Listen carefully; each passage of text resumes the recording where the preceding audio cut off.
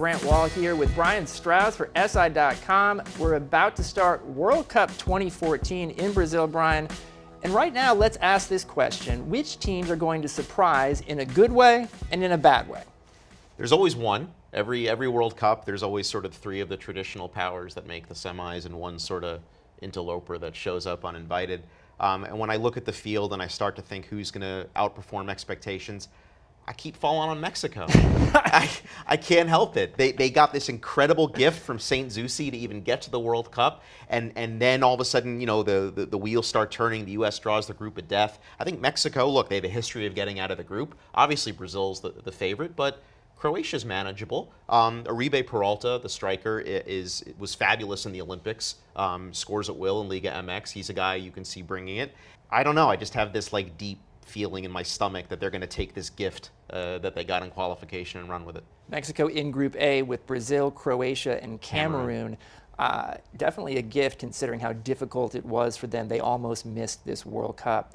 Now, for me, the surprise team in a good way is going to be Chile. That's a team that has drawn into a difficult group with Spain, the defending champion, finalists, Netherlands, were in the finals in 2010, and also Australia, which, you know, who knows what could happen there. But three terrific teams in this group. I happen to feel like Chile has a lot of potential to go far in this tournament. South American teams tend to do well in tournaments in the Americas, but more importantly, on the field, Chile has a player in Arturo Vidal that, for me, is the best player in the Italian league. And I think a lot of people around the world who don't watch Italian soccer may not know how good this guy is.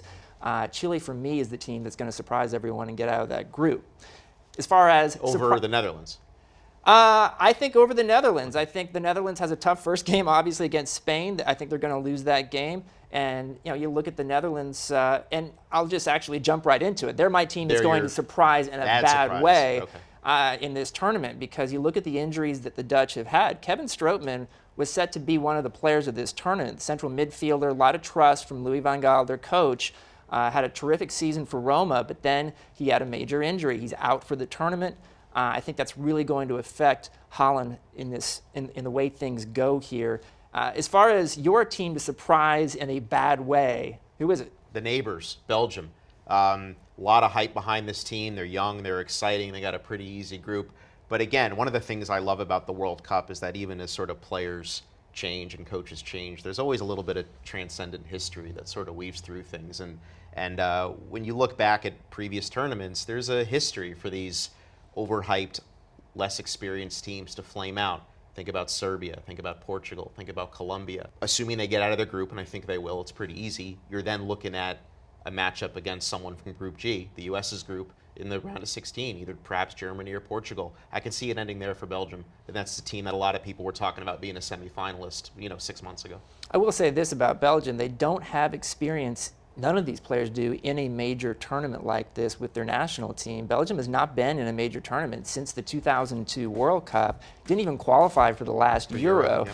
And they put it together during qualifying for this World Cup. So I think they have a high ceiling potentially, but I could also see them flaming out, just like you're saying.